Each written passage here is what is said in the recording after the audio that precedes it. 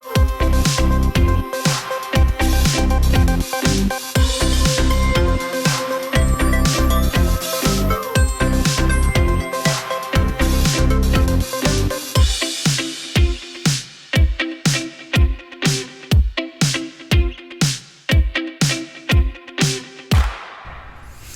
there, thank you for spending some time. I am just grateful each week. I am blessed, I think is the best way of saying this. I appreciate you all. I take the responsibility of walking with you in this journey that you and I are on of life and of ministry.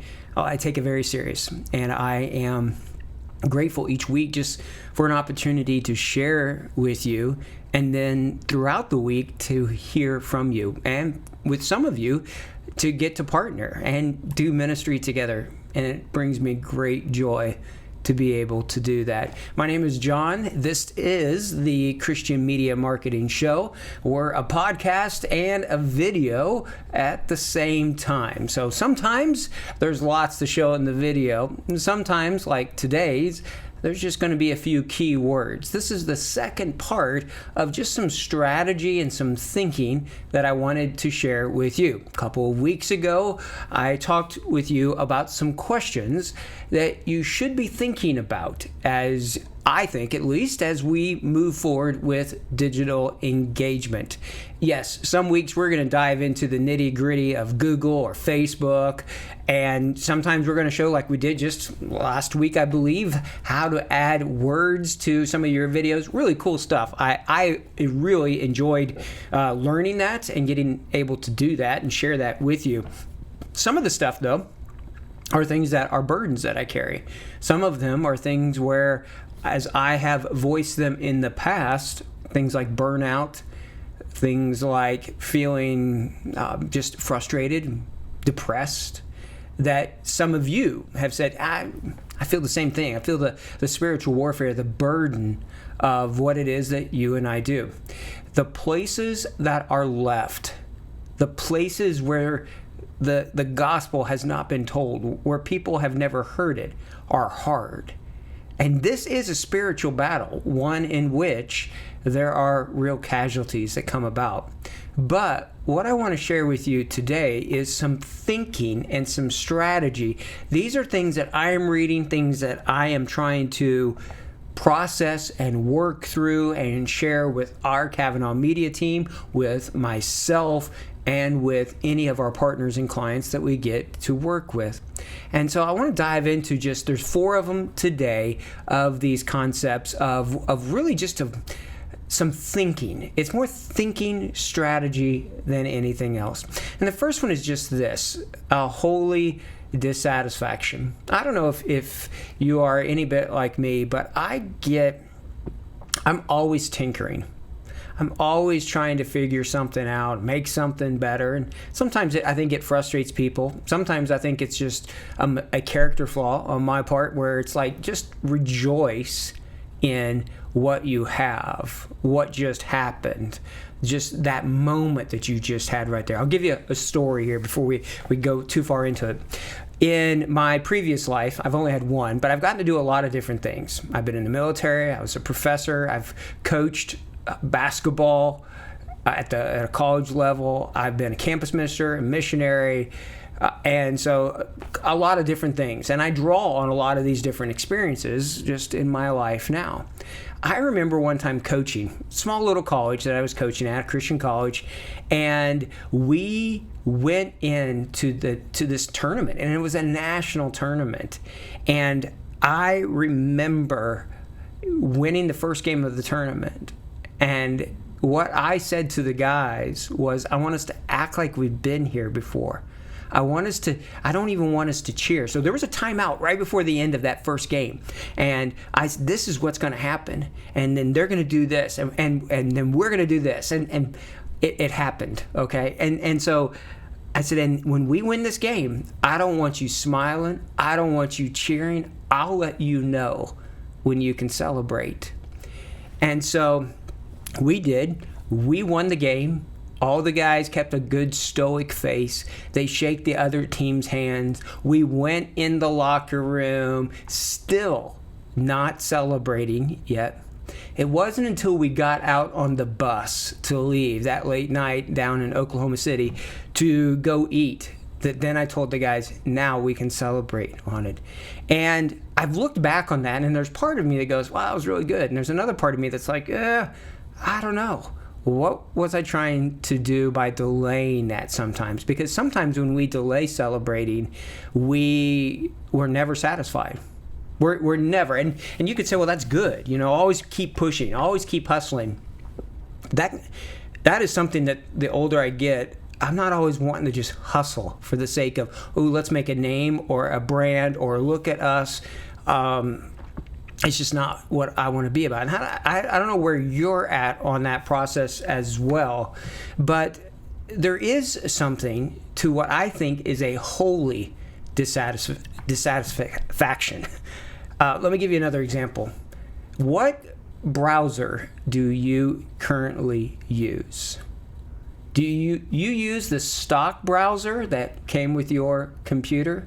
Do you use Microsoft Edge, or do you use Safari, depending on Mac or PC? There's been research that's looked into the highest producers of people. And one of the things that they have found is that in business, when people are using not a stock browser, they ended up being higher producers. Now, there may be some limitations to that study. There may be some ways where that's not true. But in this book that I was reading that was sharing about this, that was one of the things that they discovered, was that when people look and are dissatisfied with the status quo, when they're always looking to something different, that is a continual growth process. So I wanted you to be thinking that way as well. I want us at Kavanaugh to always be thinking about what if and what's coming. And that's what I was sharing about in the previous strategy show with you. But there's also this idea that we cannot lose a sense of urgency in the work that we're doing. We're up in the high 160s as far as episodes now. But one of the first episodes that we ever did as far as a show was this one, about a sense of urgency.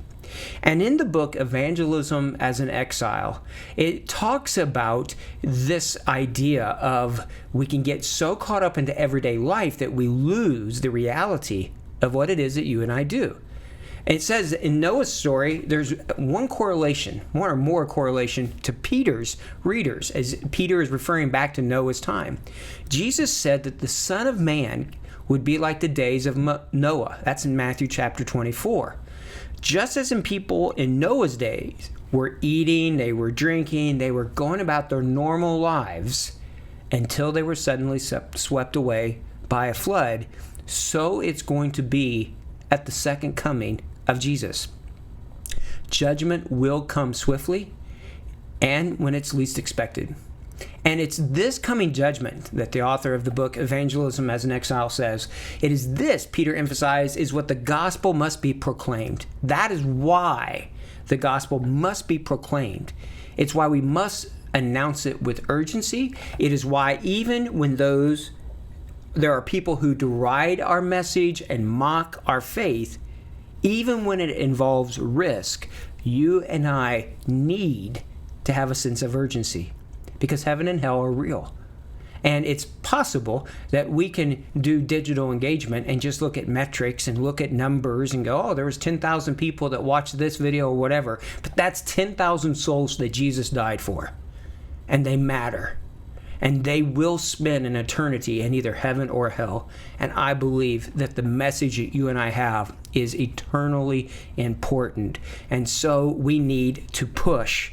And we need to have a sense of urgency and a holy dissatisfaction with just the status quo. In another book that's called Essentialism, the author talks about this. This is his quote. When there's a serious lack of clarity about what a team stands for and what their goals and their roles are, people's experience is quite telling. He says here that they experience confusion, stress, and frustration. When there's a high level of clarity, on the other hand, people thrive. Maybe you've been on some teams where the leaders seem to just be jumping from one thing to the next. They do not have a vision. Maybe they don't even know what they're doing. And they jump on the next leading thing, the next big thing, the next shiny object, like I talked about a few months ago. No, what is it that you and I are called to do? Then let's do that. Let's not do the easy stuff. Let's do the hard stuff. And let's not be satisfied with just mediocrity and the way things have been. Instead, let's push forward into new ways. All right, so how do we do that? Well, one of the ways is a phrase that I heard, and that is Vega du. You've probably heard of deja vu, which is when you encounter something new, but it feels as if you've seen it before, okay? Like the Matrix things. But vujade is the exact opposite of it. And it's when we face something very familiar, but we see it with a brand new, fresh perspective, with brand new eyes that gives us new insights into old problems. I love this concept of Vega du, and that is we're looking at the way the things are, but we're having new insights, new eyes, new questions that come about, and we go, wait a minute. Why? Why do we do it like this? What if we did it like that? What if we flip things around? I'll give you an example. I'm sharing at a church, not this weekend, but next, about how to be a digital church with a physical presence. And I want to challenge them to completely keep their theological perspective, but to look at everything else that they do with brand new eyes. Come back to it. Is it found in Scripture? Great. Then let's do it. But are we putting artificial constraints on the work that we do because we think we have to do whatever that one thing or two things might be, or in a certain way? So I would love for you to have a sense of awe and wonder, and this sense of Vega du, which is that you are looking at familiar things with brand new eyes. Now, one of the ways you can do this, I shared about this at my talk at the EMDC conference. I've put it here on our show, but it's just this idea of connecting dots. It is this idea that once you begin to get these flows of ideas, there's an ease that comes about that new thoughts begin to permeate or come into the group. In the book Team of Teams, they talk about this. And he says in there that it is like the idea of the flu spreading. And so the more it becomes, the more it interacts, the more people become susceptible to it, it starts to spread. Ideas, connecting dots, having this idea of Vega du that's driven by a holy dissatisfaction, that is a key to this contagion of creativity, of breaking through barriers. And we're going to need them, because I think that there's more and more barriers that are coming along. I think there are more things that are going to be standing in the way of the gospel work that you and I do in the near future. And so we have to keep pushing on and finding new ways, new dots. In fact, there's two things that we're working on right now that I was sharing with one of our partners and friends at GMPI this week, and a call with them, and Nathaniel says in the call, that sounds like a podcast. And I'm like, yeah, it could be, except I don't want to share these ideas so that those who would wish to do harm or stop the work that we all get to do would hear about them and find ways to stop them. So there are just some things that we're continuing to push forward on that I'll find ways to share them in a way where it is protected, but it is that idea of constantly being dissatisfied with, oh, why do we have to keep doing it this way, looking at it with new eyes and connecting the dots. This will bring about some originality. This is going to bring about new ideas that maybe were never even thought about before, or maybe they didn't work before. All right, and that's the great thing about this, is that we look at stuff and we just allow creativity and new ideas to come about. So Sir Richard Branson has this mantra for all of his employees, which is this: A, B, C, D. Always be connecting dots. So collect dots of diverse tools in the history of humanity. He says this: if there was one person who is a master of collecting diverse dots it was Leonardo da Vinci. And so he had interest in areas of painting and sculpting, architecture, science, music, mathematics, engineering, literature, all of these kind of things that were interest to him, things that he was definitely interested in. And he began to pull all of these different things together to bring up new ideas and new originality and new creativity.